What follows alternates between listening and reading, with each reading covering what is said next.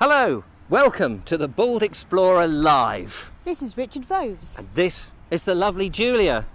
And we're here at Regency Townhouse. In Brunswick Square, Hove. Actually. Yes, actually, we are. No, we're not. We're not actually in the house, are we? You're right, we're not actually. We are actually in Brunswick Square. But I wanted to take the lovely audience into the house. Well, I think we better take them in then. Yeah, okay, let's go. Let's go. I'm going to an art gallery or something. I can't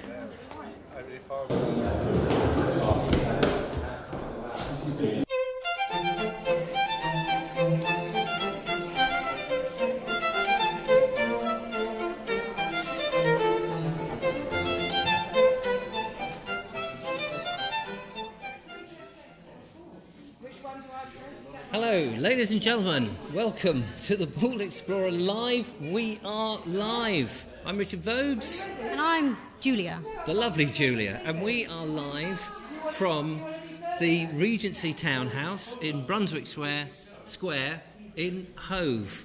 And I can tell you, it's fantastic.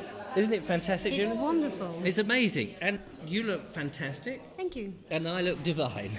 I have to say that because she won't say it. You look divine. Thank you very much. You said I wouldn't say it. Yeah, well, I don't know. Nobody said You you said I wouldn't wouldn't say it, Oh, actually. I said I wouldn't say it. Well, welcome everybody. We are, as I say, absolutely live. We've not done a live show out of the studio in this fashion other than one time when we went to Glastonbury. But we're not in Glastonbury. We're in Hove in East Sussex. Yes. And already people are joining. Are there anybody of Yes, I've interest just managed- out there? Well, I say of interest. I mean, is anybody saying Everybody's anything interesting. interesting? Bear with. Yes, bear with. bearing with. Okay. Because I was in the middle of sharing two groups. Oh, right. Well, you can't so do we that. can- Martin Snow's there, Anne Osborne, Judith Oakley, Nigel Sadler, Jane Ainsley, Andrew Nikki Jess, Graham. Andrew Graham, Gary Wan, and loads of others are joining us as we live. Now, we've got a lineup of guests who are going to appear on the show today, ladies and gentlemen, which is absolutely fantastic. These are volunteers who've come in today to show off what they do. We have... well, who have we got We have got on Zach a list? Pinsent, who is a tailor, a period tailor. Absolutely, and what a charming bloke he is. I had a chat with him. We did some filming, which we intended to play into the show, but we just didn't get time. The time sort of just sort of went down the sieve, which is a bit strange. Not to mention, it's been really quite busy today here, and it's hot. wonderful and hot. And hot. I know. I should say that you've been in your costume most of the day. I've been running around out of costume, just trying to set the technical aspects up, because as you can see, this is quite heavy and very warm. And outside, the sun is still shining, and it's very beautiful. But it has been hot. What we should do is tell you that the house is amazing, and we have some stuff to play in for you a little bit later on. However, first of all, shall we go and get one of our guests in? Shall we? Shall we? I think we should. So Okay. who should we get first? Zach! Hello, darling. Let's have Zach. I shall give you my Pinsent. Pinsent. I beg your pardon. Zach Pinsent. Do come and have a sit down. There we are. We are live, Oh ladies gosh, and gentlemen. that's exciting. And there's lots of people coming in. Do say a big hello to Zach, who has very kindly joined us. Now take the hat off. Oh, there we go. Look at that. Doesn't he look splendid? Fine hat. So, we are at the mercy of the light, so we may be a little bit over-bleached at the moment. I can't do very much about that. It's good for the skin, isn't it? It is good for the skin. Makes you look flawless. Well, that's right. I just want to adjust the picture a little bit, because I want people to really get to appreciate... there we go. Oh. Now it's a bit dark. Hang on, ladies and gentlemen. I've lost... There we go. Well, it's still a bit dark. It's a combination, ladies and gentlemen. We didn't put any lights up. Anyway, the main thing is, Zach, can you tell us what you do? Because it's an interesting and very bespoke sort of profession. Oh well, thank you. I'm a period tailor, so I make men's bespoke clothing, well, and some women's. from the 1660s to the 1920s, but specialising in the Georgian and Regency period, and I run a business doing it called Pincent Tailoring. And presumably that's on the internet. Yeah. So do check Instagram, that out. Facebook, all that Pincent stuff. Tailoring, ladies and gentlemen. Very worthwhile you checking that out. You said from the 1660s, so from the sort of restoration Great of Fire Charles. London, basically. Oh, from the Great Fire of London. Yeah. Right. So after that, there was a great renaissance, wasn't there, for everything? They wanted Very to much rebuild so. and all of that. Yeah. How did costumes change then from after the Great Fire of London? Oh well, you. Because you've got Charles II, haven't you? Yes. Who came out, yeah. and who was a huge influence. Massively. So the main thing you see come into fashion for menswear, simply as a ploy to help employ the cloth trade and especially British silk makers, was the waistcoat. So that's where it first sort of comes into play. So from then on, the idea of the three-piece combination for a suit comes into play. So we get the three-piece. So when you go up to London, you see all these people in three-piece suits. We get the idea from then. From then. Okay. But the whole notion of a three-piece suit very much sort of comes into play in the Regency period, because that whole idea of a dark three-piece suit was very much becoming a thing. People say it's popular. Well, it was popularised by Beau Bumrell, but there are various other sort of fashion-forward people during the period as well. Who was just to tell everyone who Beau Bumrell was? Beau Brummel was basically a bit of a mover and shaker and the style guy to the Prince Regent, and led a very sort of sordid life and ended up penniless. So basically, very very ordinary Regency lifestyle then. He was a fashion-forward individual who accentuated the idea of the cut of clothing as opposed to fancy fabrics, as it were, and through doing that, he sort of created the whole idea of the bespoke and period industry we have in Savile Row now, really. So he would feel quite comfortable with things like Instagram if he was around now and be presenting in a lavish way his stuff. He would be showing off everything he's got on Instagram. You can really imagine that. Yeah, no, absolutely. So but your range goes quite a huge range, isn't it? Certainly. So where did you study then? Well, I didn't. I'm self-taught. Oh, really? Yeah. Oh, fantastic. Because nowhere really teaches period clothing. There's period costumes for theatres and everything, but it's very different as opposed to things being exactly recreated. There does appear to be some sort of renaissance towards the whole idea of changing things around in terms of accuracy. For example, the Royal Shakespeare Company, they did a lot of things focusing on historical accuracy. But now it's when I was sort of first working on this, there wasn't really any avenue. So it required a lot of research into the National Archives, museums, private collections, tailors' documents, tailors' manuals, looking at what people ordered during the period. What was ordered, what was made, what things were available, and you then begin to look at the amazing colour palette that was used. Right. Because now, men's colour palettes, it's quite drab and boring in terms of you've got greys, blues, browns, it tends to be all sorts of earthy and dull. Is that because, we're just not that adventurous anymore? I think it's more down to the Victorians being all stiff upper lippy and making everyone wear black. Really? Yeah. Well, because you look at the Napoleonic period and you wouldn't really, men walking down the street wearing bright yellow silk wouldn't have been out of place, No. because it was a way of it was conspicuous consumption, showing what you could afford and how you could afford it, and it's an interesting look into society of the time. Because when you look and think about history, you tend to think of what people wore because you think of Queen Elizabeth I and you think of her portraits, or you think of a film she's been portrayed in. You don't think of a treaty she might have signed. No, that's right. And those portraits live on. They're so vivid it's easier to see images than to read Very text. Very much so.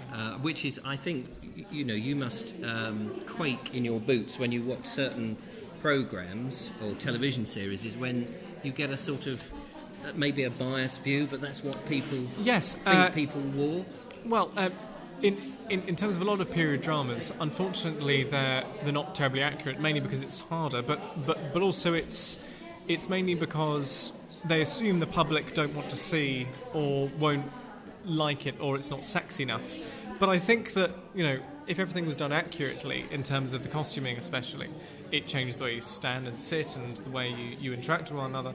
And also it'll lend itself to different things, and it'll give more of an insight into why certain things were found attractive or sexy during the period, as opposed to just sexing it up for no good reason. Yeah, so I mean, if you watch a period drama now, it's kind of sexed up for what the 21st century period thinks is. Or what we might find attractive. Yes. So what would have been a sexy set of dress? What would have been say for a man to start with? How would a man dress to lure a lovely young filly?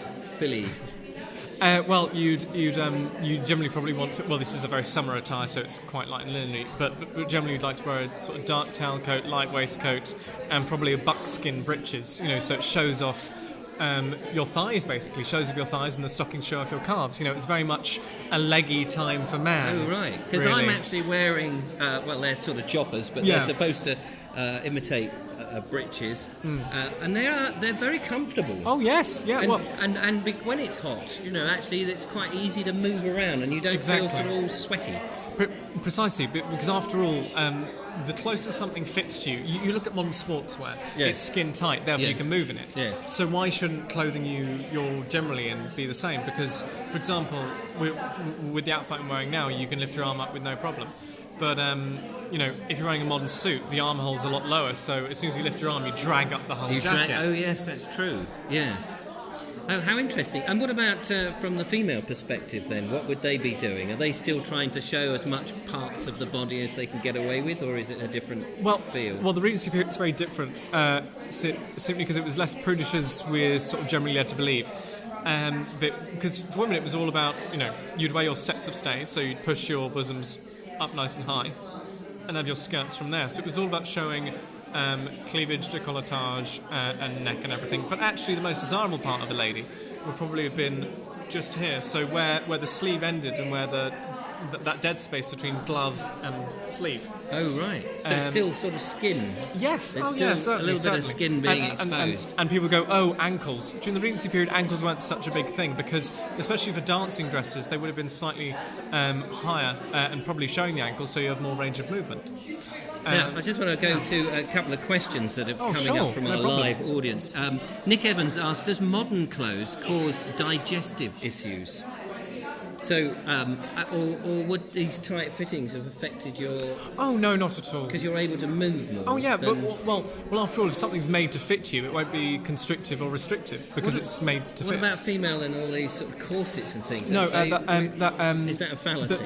It is a little bit. So the Regency period, certainly, corsets weren't in the same way as Victorian corsets were very much shape-altering to the point where, yes, there could be digestive issues. But that was far less the case, because after all, if you imagine it this way, the human body, when looked from above, is an oval, and you can have the same waist measurement but turn it into a circle, so it will make you look thinner, but you haven't changed your waist measurement. Right. But generally, what people would wear is women would especially have a corset which would bring their waist measurement down by 2 or 4 inches. Which is perfectly comfortable. Oh, is it 2 or 4 inches? 2 or 4 inches all round the... Not 2 or 4 inches. No. Sorry, that's just my weird warped brain. So it's a circumference thing, and after all, it's a squishy part of your body, and there's enough room to move and everything. It's fine. But you do get some styles, especially for more formal occasions, or some very fashionable women. They went for the very tight lacing, but. So was that hourglass figure very much a thing of that period? Not so much of the Regency period. It was more of a later Victorian thing. Right, with the bustle and all. Very much so, very much so. Okay. But you have during the 18th century of women wearing a set of stays which are long and cone-shaped, and they're more restrictive. But it's more of shaping than cinching in. Cinching in corsets, which might cause issues, are more of a Victorian thing. Oh, okay. And, yeah...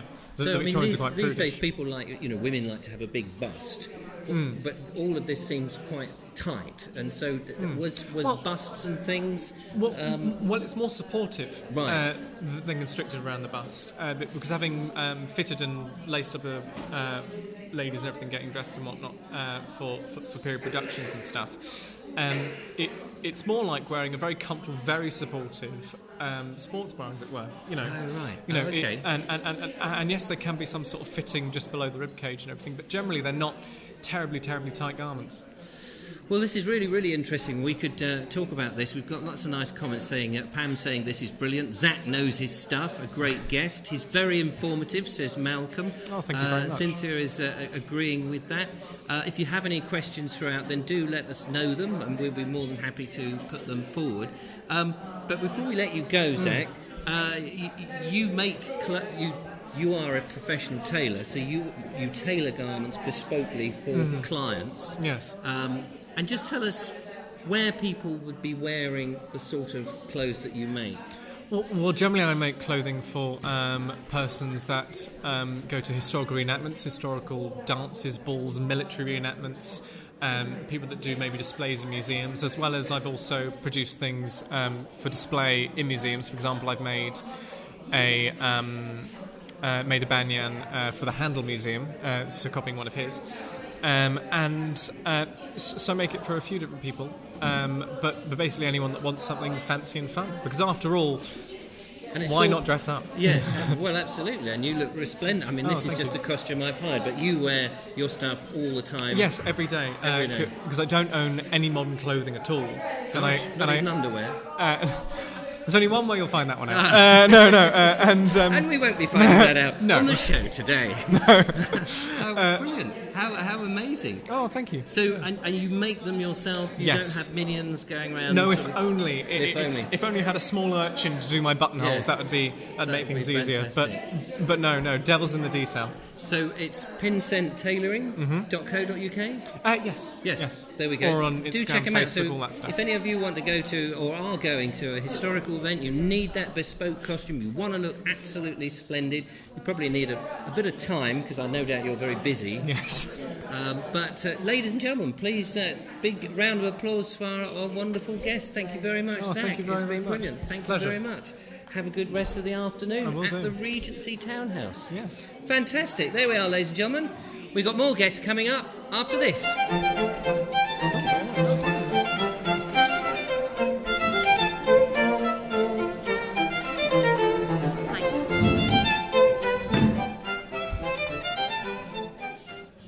So, Julia, wasn't he fantastic? Brilliant, isn't he? I've got to get some more costumes. I love this. I love this dressing up business. I like all of that. All this. It is a bit heavy on a day like today, but I think what Zach was wearing was very lightweight, and being white, it clearly reflected the light. Well, made of the right materials, it can be quite lightweight and airy. So, I think. Yeah, absolutely. So what now? You've had a wander around the house. I appreciate that everybody here hasn't had a chance to see around the house. You've been out with your camera. We're going to show that a little bit later. But tell us your impressions, Julia, lovely Julia, of the house, the Regency Townhouse here at Brunswick Square. It's brilliant. I mean, it's like Christmas. You walk around and you see something more, and it's wonderful. It's got such an atmosphere here, and everything's being so lovingly restored. I don't know what else to say, really. Well, you've got to come and see it. You've got to come and see it. I've just put up the live webcam, which just shows you one of the rooms. Unfortunately, I'm just going to try and just change the aperture of this thing because it's a little bit open. Let me just see if I can bring that down a bit. There we go. So there we are. This is just one of the rooms. There's a floor below, and the person who really knows more about it than anybody is Paul Couchman. And also we do hope a little bit shortly to talk to Nick, the curator, who actually owns the place. But that's all coming up in today's show. May I go fetch Paul for you? Yeah, go and get fetch Paul. It'd be lovely to see Paul. So Paul Couchman coming any moment.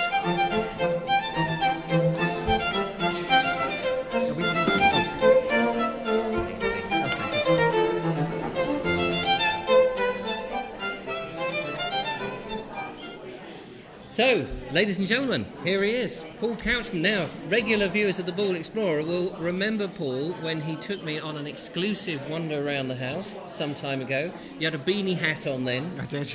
Today, not a beanie hat, it's a chef's hat, and it looks brilliant, and you look brilliant. Thank you.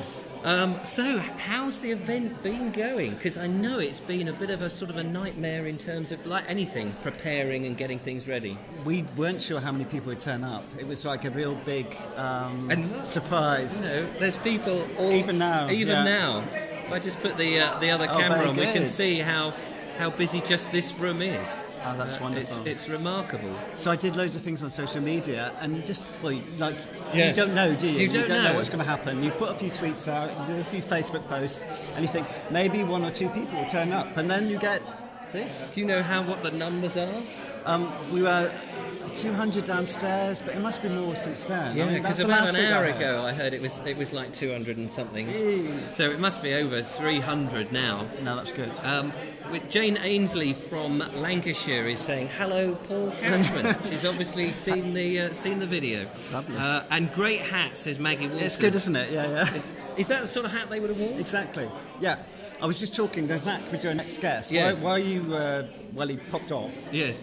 we chatted about a proper chef's outfit for me. Is he going to make one? Yeah. Oh, So I'm fantastic. gonna Because get that's that just a T-shirt. That's It's not right, Not is a it? Regency T-shirt, I should say. So I would have had a nice big white jacket with big collar and everything. Oh, wow. So we're in discussion about that. We're in There we are, ladies and gentlemen. So if you want an order from Zach, you've got to get them in fairly quick because he's already got another commission, which is brilliant.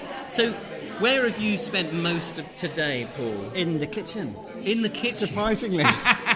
And what have you been doing in that kitchen? Well, I've been cooking. Well, yes, because in that kitchen, when we came before, unfortunately I haven't got the pictures with me, but when we came before it was pretty empty, and it was an empty space, and there was lots of bits and pieces going.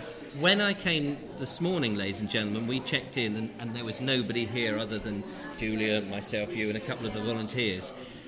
It looked remarkable. It looked lovely. You'd set out tables with all these tea service and beautiful tablecloths and all of that.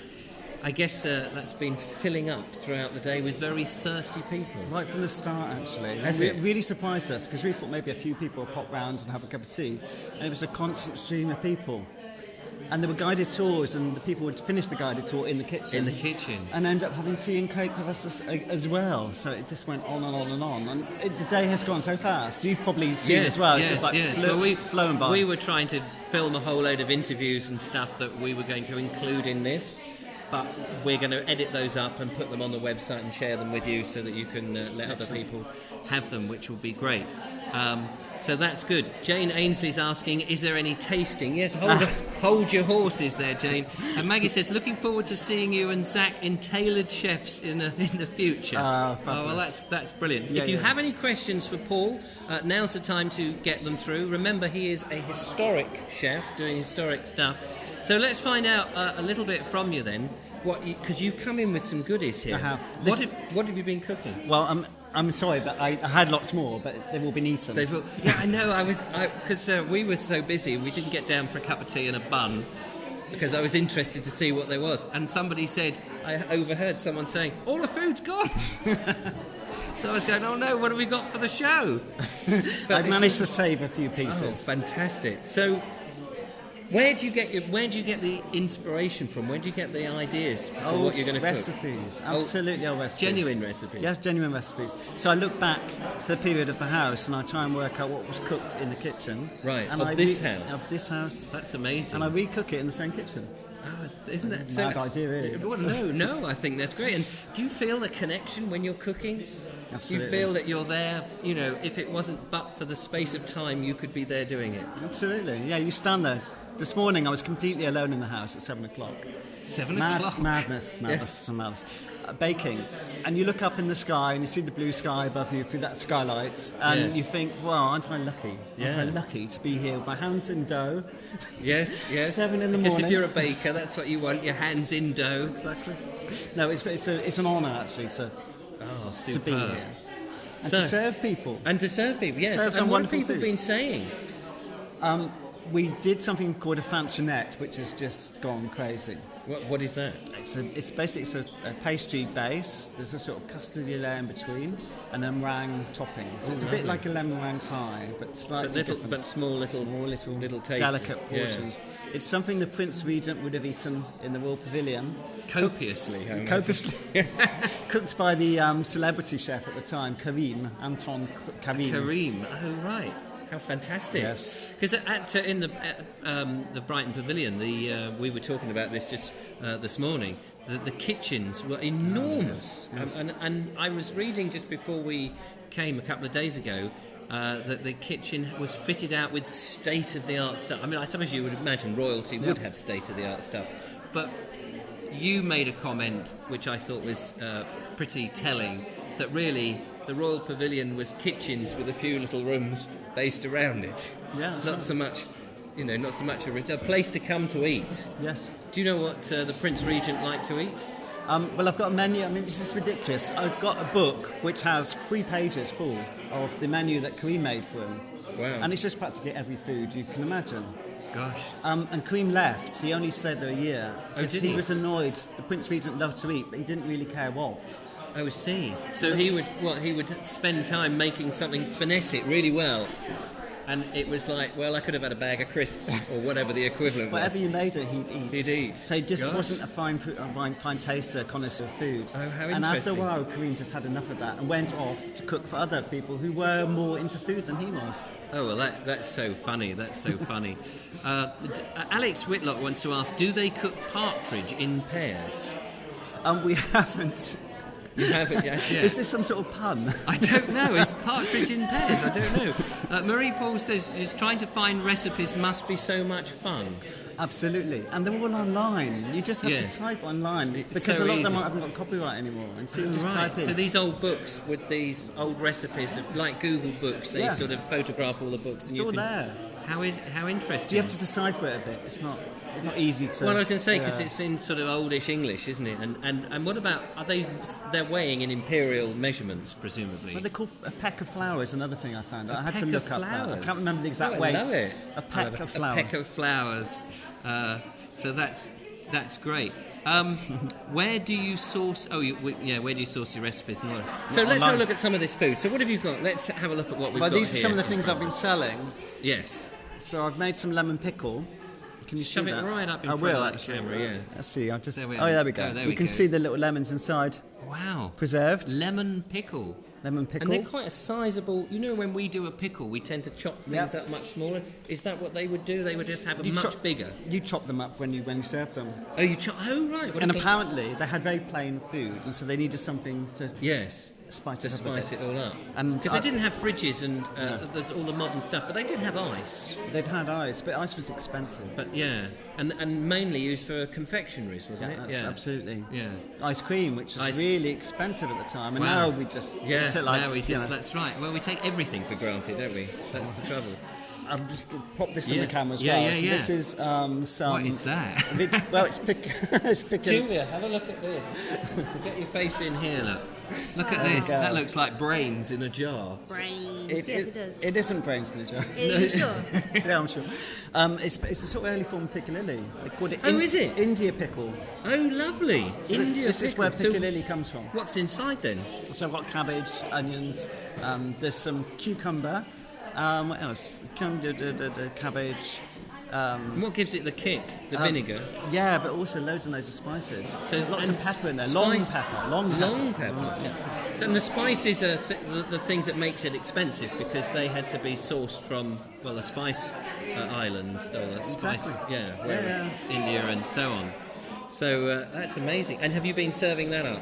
I've been selling it. You've been selling the jars Yes, off. Fantastic. yes, yes. So if I was to purchase one, how much would I be Just paying? look at the label. Oh, yes. £3 for a glass for piccalilli, and £3 for the lemon pickle. Fantastic. And they're all homemade. Absolutely, made in a Regency kitchen. Made, yes, not just in your back home, as in an ordinary home, but in the Regency Townhouse. So definitely worth. If you're still there, you haven't got long to get yourself down here before you shut up. Actually, Indeed. so that's yeah. So what else have you got then, Paul? Well, I've bought this. This is. Let's see. Shall I pop it again? Yeah. This is what's left over. So I made a fruit cake. Fruit It's a cake? plum cake. Plum cake, actually. Right. The sort of cake that Jane Austen would have eaten. Oh, lovely. And well, we're in good company there then. And the other one is a chocolate tart. A chocolate tart. From Hannah Glass's recipe. Would you like to try it? I would. I was just I haven't going to got a knife or anything. Julia, Lovely Julia. She's chatting away. She's chatting away. She's flirting around with everybody. You can see her in the count. Yeah. Yes, we can see her in the background. Yeah. Hey, Julia. Julia. Lovely Julia. Here she comes. We're going to do some food tasting. Would you like to try? Can you squeeze in here? Very squishedly. There we go. You squish the chairs in together. Come on. I need some. Aha. There we go. Marvellous. There we go. So, what should we try first, Paul? Well, it's up to you, really. There's the selection. So we've got plum fruitcake, and this was chocolate tart. Chocolate tart. What do you fancy? It's a big decision. What about? Well, we're going to try them both. So let's try the fruitcake first, because So this was baked, 7 o'clock this morning? Absolutely. You're going to have some. Fantastic, ladies and gentlemen. Might as well. You've I haven't tasted it. Have you not tasted it? Not. You must have tasted it. Your own concoction. I had a little bit yesterday. It does smell. Another one. Ooh, look at that. That's very nice. Mine. A lot of people are saying they love piccalilli, except Levi says he's never heard of piccalilli. Oh, that's not right. I'm not quite sure where you come from, Levi, if you haven't heard of piccalilli. Heard of it, but I don't know Do you what make it yourself, Richard? Oh, Pickled things. they're asking. We've got a veg grower who makes his own stuff. So Richard Suggett, do you make your own piccalilli? And do you use long peppers? Long pepper, yeah. We'd be interested to know that. This is delicious. Pop that over there. Very nice. Put nice dollop of cream on there. On an afternoon like today would be a delight. Yeah. So the people downstairs eating this as we speak in our tea room. Oh, a pop-up fantastic. tea room. In a pop-up tea room. That's very Regency. Pop-up Regency tea room. Which is fantastic. No, that's really nice. I like that very much. I do like fruitcake. What's more your cake? If you're not having it, I'll have it. I haven't eaten it. It's been terrible. Yeah, eat. Yeah, eat it. Yeah. I need to You've been on your feet continue all day. cooking. Poor old Paul.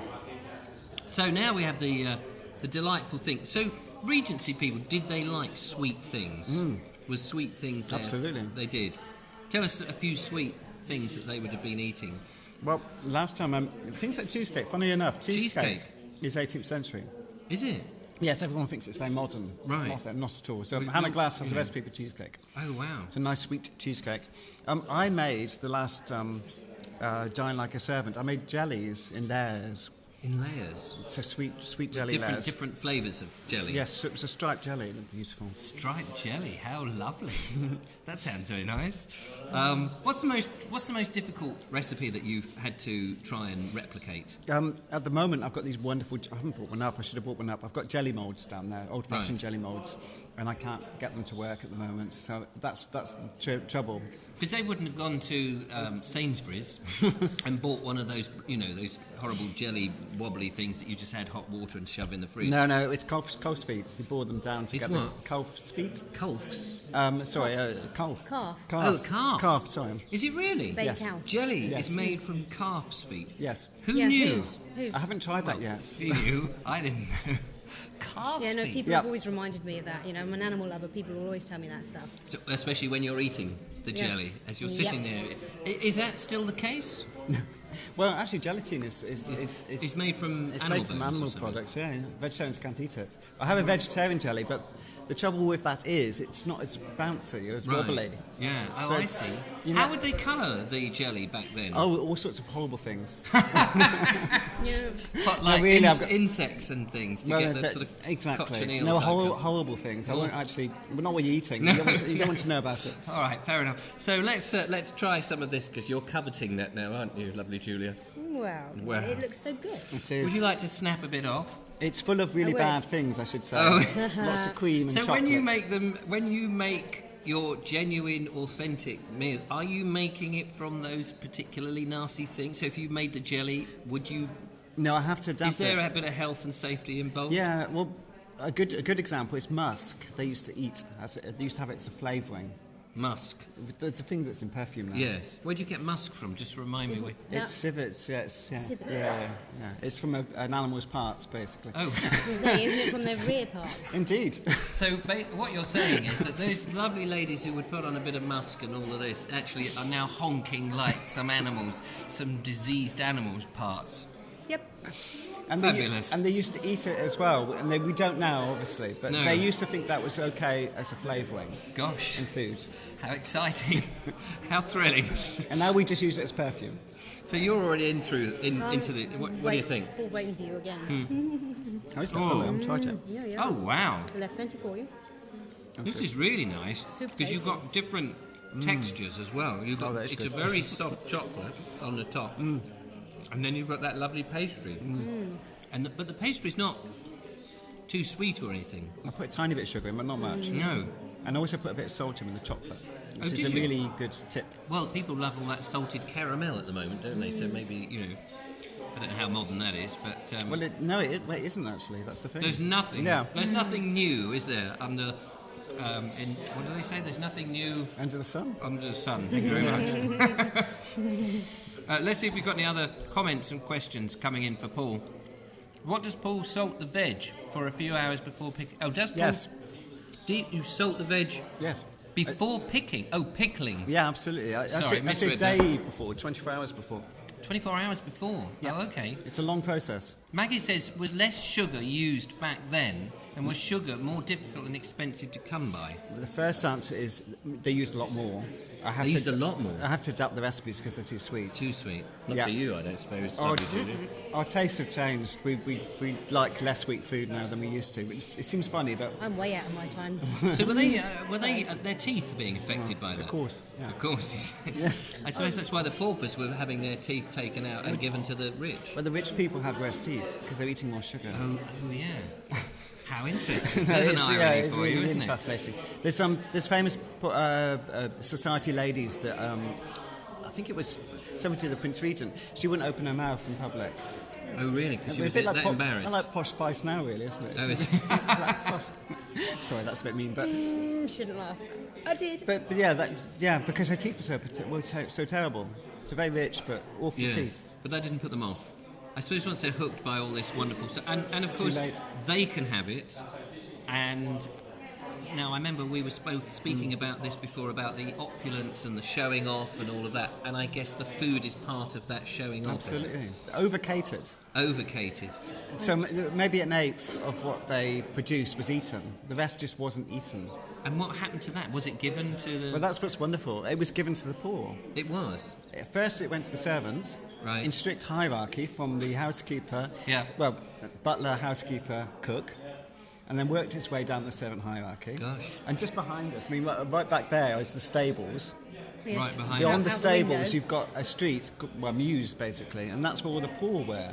So the food would go there as well, to the back streets of this building, so buildings like this. So, I mean, Yeah. and that doesn't happen now, does it? Really, people just shove stuff.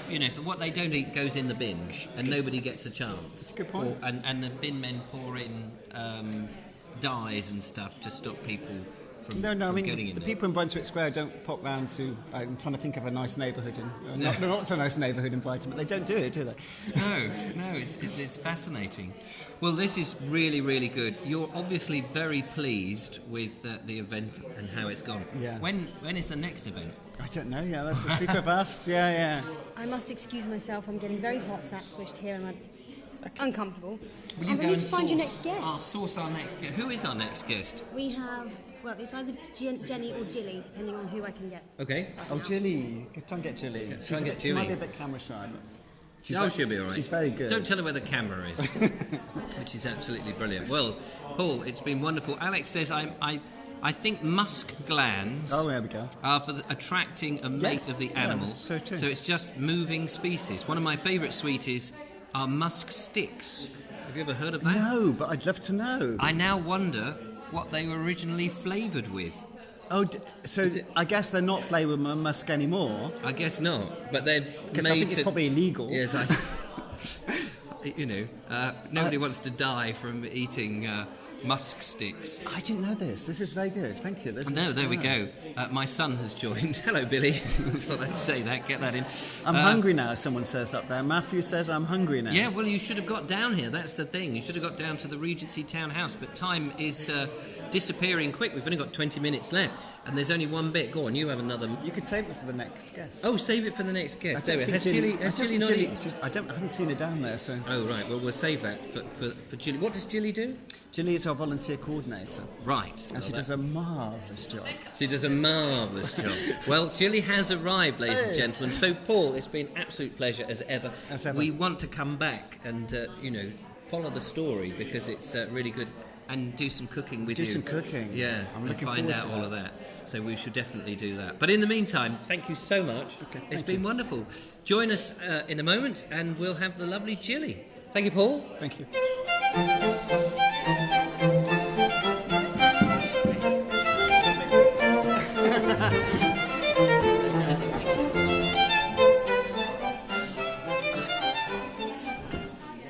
So, ladies and gentlemen, that was the wonderful Paul Couchman, and now we have the lovely Gilly. Sorry, what is your surname, Gilly? Burton. Burton, Gilly Burton. Yes. Lovely to meet you. And it's great to be here. It's wonderful. How has the day been going? It seems to have been a very successful... If I put this other camera on, we can see behind us, for example. There we go. That's my corner with the plans on. With the over plans. there. Oh, yes, that's right. It's been remarkable because I've actually been in touch with a relative of the Denman family, and so we now can actually go back and track the family back, which we've been trying to do, not very successfully. We sort of came to a halt, and so it's really exciting for me and for Derek, who's been working with me, because we're putting together a sort of a Denman biography. Oh, wow. And so this is really, really good for us, apart from the fact that people coming in can actually see some of the buildings that have been built and they recognise them, and so you can talk about them, and no, it's been fantastic. I'm very, very pleased with the way things have gone. So we recorded an interview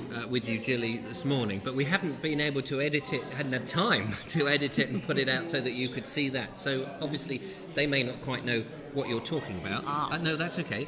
They're very patient, my audience. So could you just tell us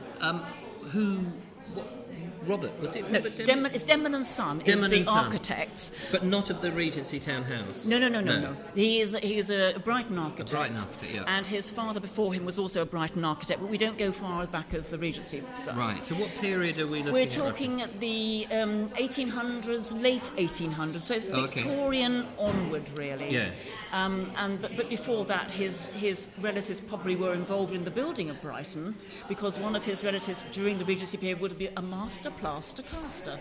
A master plaster and caster. Master plaster caster. Master plaster. Basically, it was probably to do with mouldings. Oh, the I mouldings see. you see, right? So he would have been a professional man who would probably put mouldings together, things like that. Oh, amazing. So would a lot of Brighton have been built by him? Samuel, his father, and I'm focusing a lot on John Leopold Denman. Yes. But his father before him would have been building terraces. Samuel himself actually rebuilt the Lewis Town Hall, this Victorian. Oh, right. So not just in Brighton, or in Sussex? Everywhere. Around. Yes, they focused basically in Brighton, but they were Worthing, Eastbourne even, Shoreham, all the way down the coast. And because, going back to John Leopold, he was working for the Diocese of Chichester, and he was a medieval churchman. So if the churches need refurbishing or mending or something happening to them, he was the guy to go for. He had this knowledge of medieval church building. Now, a lot of places, particularly since the war, have seen many of these beautiful old Regency, Victorian towns change rather drastically. Has that happened with some of his properties? His properties, well, we're in a strange area for him now, because some of his properties, particularly the pubs that he created for Kemp Town Brewery, are now in areas that they're trying to rebuild. So they might come down, threatened, big time threatened.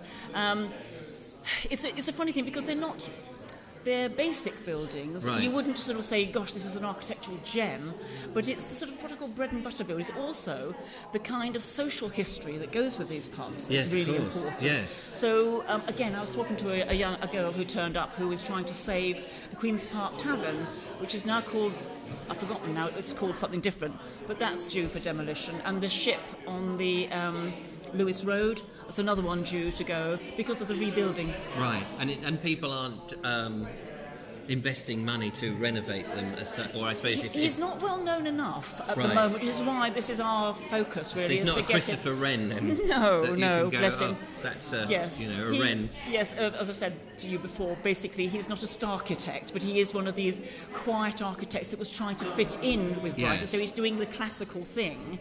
But so he was quietly working away in Brighton, trying not to be too obtrusive. And he was, as you know, he was one of the members of the very first members of the Regency Society, which was stopping the horrendous, demolition of all the Regency architecture that was apart. He saved it. So he's right. So he's a bit of a hero of mine. He is a hero of mine. Maggie Walter says, master plaster caster, wonderful. Mouldings can look amazing. Finishes the room off nicely. And here, yes, there's lots of beautiful mouldings. It was a profession of its own. It wasn't really just a plain mould, plastering that we'd see. He was probably a step up. A step up from yes, that. and which is why the family then had this master plaster caster, who then went into, his son then went into working for Cheeseman's, I believe, and then became a foreman, and then he became a surveyor, and then his son then became an architect. And so this wonderful string of building people just came mostly through Brighton. Gosh. So coming back to the Regency Townhouse for a moment, you're the what was it?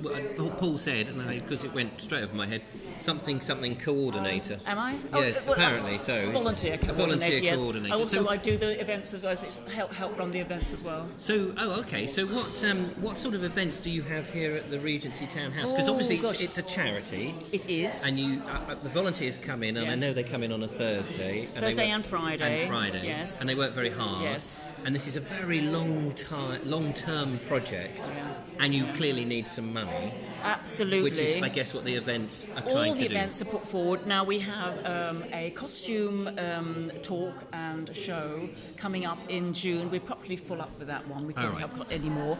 But we have a friend who is a costume collector. She doesn't like the word costume. She's a lady of 80. And Marion May, her name is, and she is phenomenal. She's been collecting dresses and everything since the 70s and goes back from the late 1700s through. And she, again, is a one-man band. Gosh. And it is so nice to have her bringing her dresses and things here because you can actually touch them and look at them. Right. And we can show the insides of them. Fabulous. And what a setting to do it is. So she's doing the Edwardian season. Oh, lovely. So that's one of the things. So she's done all sorts of it. And then we have, later on, 2 weeks after, so the last 2 weeks in all June, or the middle of June, we have an exhibition of her work here. Oh, brilliant. So that's only on 2 days of the week. Now, God, I've forgotten the dates. They'll be on your website, presumably. It's on the website. It's on the website. So, and failed miserably. Yes. All you have to do is put Regency Townhouse into Google and it comes up, which is amazing. Yeah. And so an event like this is really good for people because they can come in, it's free, they get it to nose about, they meet some fascinating people. Yes, that's right. How often do you do this? Well, it's once a year open day, but then we have, during September, we have the Brighton Hove Heritage Weekend, and that's going to be 2 weekends in the middle of September, which covers all the heritage, everything's open in Brighton that's to do with heritage, that's walks, tours, everything you can possibly think of to do with heritage. That's open in Brighton. Not enough is known of it, but it's there. And we've had to do 2 weekends because it's so popular. So we open the house up for things. We probably have another Denman exhibition there. And they will be... Nick does loads of stuff. And then we have people who come in and do talks in the house, but it's mostly all over Brighton. All the churches are open, buildings that you don't normally see, and people who do normal walks and talks and rides. Anything to do with history, it's open. Fantastic. Well, I must check that out because and bring my camera around and go and investigate. It's a really some of these really things. interesting, strange things. Things you wouldn't actually think would going to be heritage are. Oh, yeah. And how amazing! It's online, and everything is literally listed on the days it's open. Now, Paul said you haven't had a chance to eat anything. Is that true? So we've actually left you a little bit of sampling, which I know is a bit mean to do this on the show. Lovely. But this is one of his specials, This isn't is it? one of his specials. And we've tried it. We know how lovely it is. What do you think? He's a wicked cook. He is. He's a wicked cook, and we're going to get him.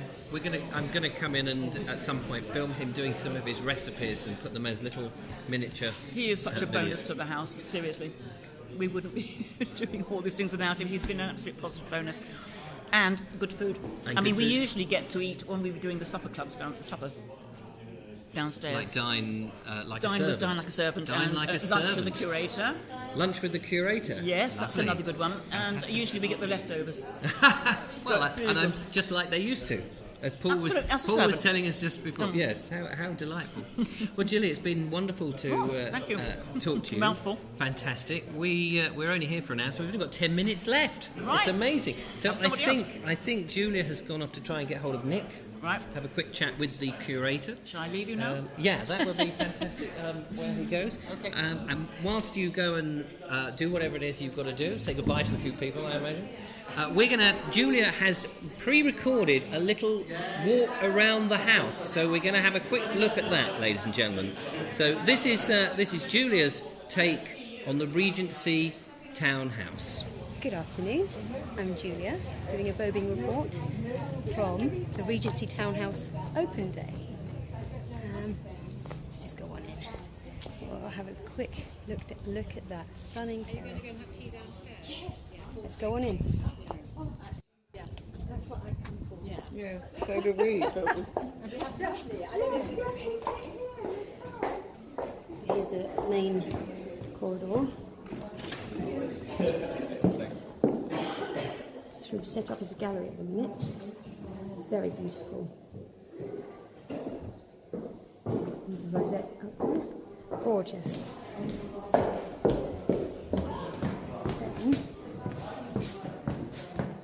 we have another room in there. It's a bit busy at the minute. Down this way to the back, towards the back of the house, and then down some little steps into a deceptively large basement. If I turn around, you see there's rooms back there which would have been servants' quarters and things like that. Then we have over this way. Oh, look at that fantastic image. And this one. So this way we have a little cafe. That's a Victorian with a camcorder. Yeah. This lovely little room. Let's see how much we can see of this. Really busy and just running around, sort of quiet now. We've got people coming Is that the pencil over there? Well, not a costume, but it makes outfits. They're very, very detailed, very amazing. And then over there we have Paul Couchman. Let's go say hello. I think he's a bit busy. Hi. Hello. Wait, hello. It's gorgeous. Is this live? This is not live, but it will hopefully be played upon live. Oh, right. But we shall see. Okay. So there's Paul being busy cooking, making lots of delicious delights. We'll catch up with you later. So, right, let's quickly. Time is obvious. Sorry, darling.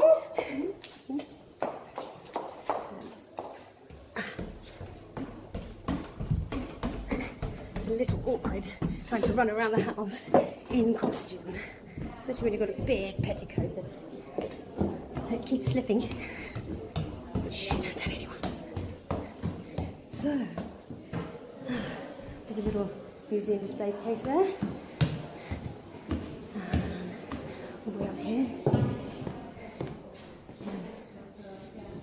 refurbishment details. Zach Pinson's costume set up. Richard setting up. Lots more things. And then there is more upstairs, but that's no public access. Wish I could show you more. Wish I could show you more in detail. I need to catch my breath now. We'll see you later. Back to the studio.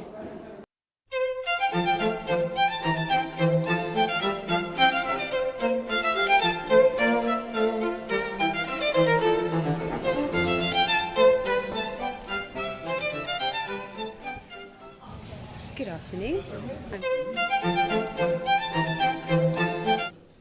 So, ladies and gentlemen, there we go. That was Julia's take and little exploration of the Regency Townhouse. But now, ladies and gentlemen, I'm very thrilled to be able to say that we have the curator of the Regency Townhouse, Nick. Lovely to see you this afternoon. Fantastic. What's your surname? Tyson. Tyson, Yes, that's right. Nick No, Tyson. it just went out of my head. Don't worry about it. Nick Tyson. Now, this is really your baby, isn't it? Yes, in a way. I thought of the idea of developing the project, so Some time ago. Founder, yes. Paul Couchman was telling me that you've been buying it up in bits over the years. Yes, we've acquired the building and now have the heavy responsibility of taking it slowly back to its 1820s, 30s timeline. It's a very long-term project. You're not just sort of, knocking it into shape within a couple of months like many sort of quick so-called renovations. No, well, we definitely want to do the job properly. So we, for example, begin in a room with activities such as paint analysis. So we need to discover what colour was the room originally decorated. Can be quite time-consuming to how do you do undertake. that paint analysis? You're going back to the So original... you're doing two different things, really. You're using a simple, inexpensive, fast technique called paint rubs. Right. So you're taking sandpaper, quite coarse at first, abrading your way through the layers in rubbing a ring. Like in a forensic... Yes, in a forensics way, and then reducing the grade of the sandpaper until you're eventually using polishing cloth and opening up a view of the rings of paint that have been applied through time. I've seen that downstairs. There's examples in the house, yes. Back to the plaster or timber substrate the first layer goes onto. Then secondly, you take samples with a scalpel blade of that, set it into resin, section the resin, polish the face, and mount it for microscopy, and blow the samples up to hundreds of times magnification. You look at the individual oxides that colour each paint layer, and through various bits of effort and input that you make, you can match back to original colours. Downstairs you've got cherry blossom, is that right? Peach blossom, peach blossom colours, yes. And I remember Paul taking me around once before and showing me this quick version, as you described. So that you know the colours on the room. Yes, we know the colours of the room. Here you can actually see the colours of the room. They're exposed to you at the moment. And we're looking at a brown panel sitting on a green background. Right. And then those later were elaborated with gilt timber battens, and then further elaborated with pattern that's put into the room to ornament the finished environment. He was telling me, Paul was explaining to me before that you'd have these panels with wallpapers that they would change frequently? Yes, so not so much wallpapers, think of them more like wallpaper borders. Right, okay. Perhaps a Greek key pattern or a reticulated pattern of some description. You can lay them in, and then we think the idea that they were following is that at the end of a season you'd call your decorator in, he'd use some water and solve them off the wall and lay a new pattern in. So when your guests came back, they walk into a refreshed environment. The same thing's happening with the curtains. We're sitting in front of the front windows on the first floor. Viewers can't see it, but we can. And we've got these three huge windows. There are examples in the magazines of the period where a publisher would recommend a particular curtain design to people on the back of something like a battle that had just taken place. Oh, wow. And so you dressed your curtain and your curtain poles to reflect the sort of, the winner, which was you, of course. So very contemporary. Your side, your allies. And then, of course, several months later, there's another battle. And yes. so you revisit the curtains and change the designs. So these rooms are very live, very dynamic. They have to change, just as their costumes change. You're dressed up, lovely Regency costume today. Thank you. But a few months after you're wearing it, it's going out of fashion, and so you take off the brocades and the ribbons and you change them for the new ones. And that's what they're doing, not only to their costumes but to their buildings as well. Building. And a part of this reason is the showing off, this whole business of look at me, I've got money. Look at me, I've got money. No, I've spent all day downstairs in our basement at number 10, Brunswick Square, providing plaster workshop sessions. And, I've got here a large acanthus leaf. Oh, wow, look at that. There we go. There we can show other people. Yeah, look at that. And I've got a tiny acanthus leaf, and there's the little one.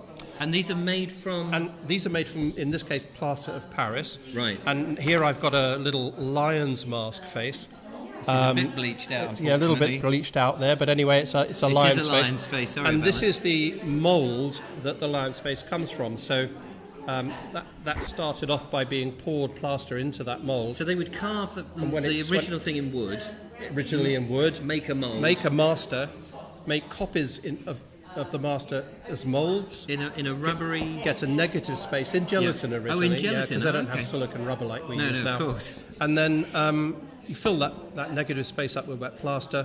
The plaster dries, and then you can pop out these castings, and you can add them to the run section backgrounds that you've put in plaster to make elaborated or enriched cornices of the type that you see here. Oh, I see. And the great ceiling centre with the acanthus leaves. So I've just really been spending the day showing people the difference between run section and cast ornaments, and how you can derivatize the straight into the round and the round into the oval to get all the different patterns of ornament that you find in historic buildings. And so somebody would come here to do that. They wouldn't be buying it in bulk in a... The run sections are they're literally made on site. Made on site, yeah. So they're formed. And then in terms of the plaster cast ornaments, in some instances these homes would have been decorated by the building teams that were making them. They had plasterers on board. Books and things. Yeah, well the plasterers had a collection of moulds. Right. And those are the ones they could offer their client.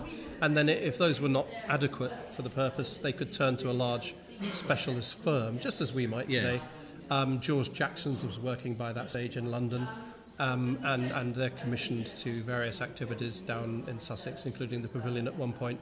And so the specialist plastering firm could have come along, and they may have 5, possibly 10,000 different ornaments that you could choose from. So there's no limit really to where you can go with this. And I suppose it's down to how ostentatious you want to be. How ostentatious. You definitely want to be different from your neighbours. Yes. That's really important. Yes. You don't want your home to have an interior that's like the one next door. Right. So that whole thing that that women go to a party and I can't go in, there's someone wearing the same dress as me. Exactly the same problem with the inside of your home. You want to make sure it's unique. It's all bespoke. And the gentleman living across the road, very famous military character, thinks of himself as an extremely important type.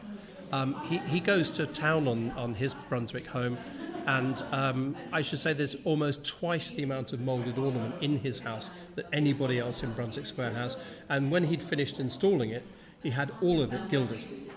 So the newspapers of the period selling the house are making a big thing of puffing up the magnificence of the enriched interior in gilt.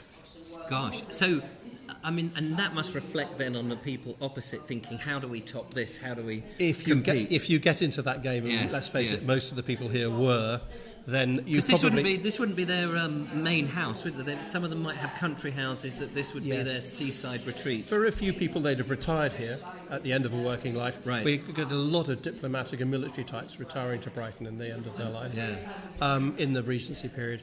But for most people, these were little more than seaside cottages. I mean, you had a country estate. Yes. One of these houses only got 20 rooms. Yeah, your country estate, only 20 rooms. Your country estate probably has between 1 and 200. Yes. You've got a London townhouse, most likely, and you've decided to invest in one by the seaside. So for some, one is not enough. Buy a pair next door and knock them together. Oh, wow. Occasionally you get 3 knocked into one. Are there any like that in Brunswick? Well, in Brunswick, and I really like this approach to upmarket living. In Brunswick, you went to the landowner as the estate's being developed, and you explained that you were far too important to have a home the same size as your neighbours, and he would sell you a wider plot.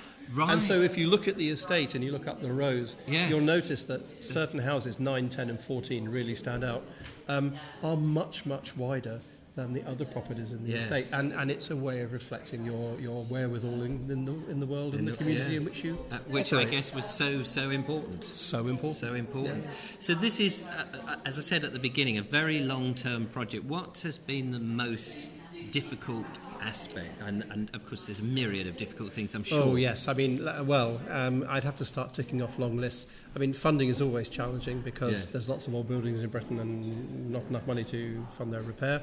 So one of the reasons we've developed this magnificent volunteer program that we have so many people coming in with skills in different fields and helping us move the project along. Is there The many? frustration of not having a big budget to work with, because we have a timetable, a Gantt chart, if you like, for the project, and if the funding was in place, we could finish in 18 months. Right. But we don't have the funding, so we use the volunteer approach. So the frustration of the speed at which we go, I think that affects everybody here. Everybody would like to go faster, but sometimes can't. And really, I suppose the other thing is, and I enjoy this as much as I find it frustrating, is the methodology we work by, which is extremely precise. So we don't just go into a room and think, oh, here are two colours we really like, let's use them.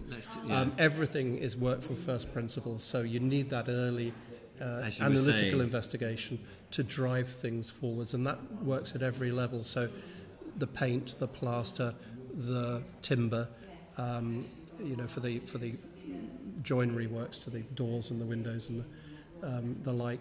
So it's a long, slow process, often using skills that are right at the edge of what's people are capable of. So we have Because a lot of skills presumably have been lost. Top quality craftspeople working here, and their availability is somewhat limited, so we're often dependent on waiting for them to come in.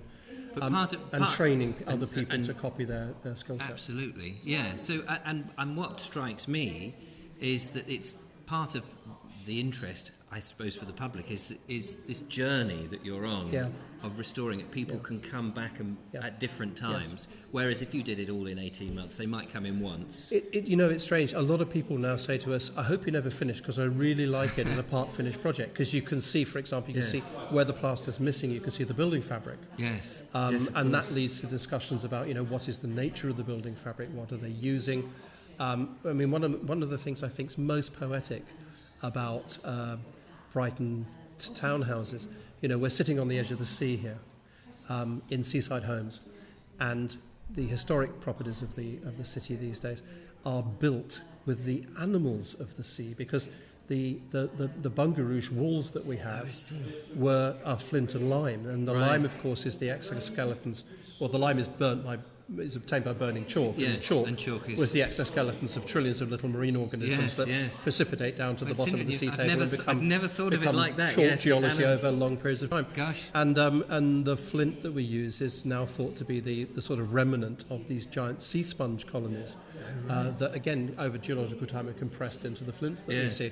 So you've taken the sort of animals of the sea and long time durations and turn them into building materials from which you make the houses of the seaside. Yes. And isn't that a sort of lovely, virtuous, round, poetic sort of story to explore? It's fantastic. So, well, Nick, we probably run... we've run about 8 minutes over, so... well, my apologies to you and everybody out there. Not at all. We are only doing an hour, and we filled that admirably. We could come back and, I'm sure, do another hour. But it's an amazing project. Good, thank you very much. And I know Julie was talking about some of the events, so we hope to get some more of you to come and see what's going on and talk to the volunteers and find out as much about it and get involved as and where you need to. Yeah. But thank you very much, Nick, and it's lovely to meet you. Pleasure. Good to meet you too. I'll take these ornaments away now. Yes, absolutely. There we are. Take care. So, ladies and gentlemen, let's get the lovely Julia back in. Hello, Julia. You've been rummaging around, chatting to people, talking to people online. I know you've been busy as well. We've overrun, which is fine. I've been sat chilling for You've a been few chilling, minutes. yeah. I think I deserve it. That was Nick that we were speaking to, the curator. Lovely bloke, very knowledgeable, and really helped to sort of put the house into perspective.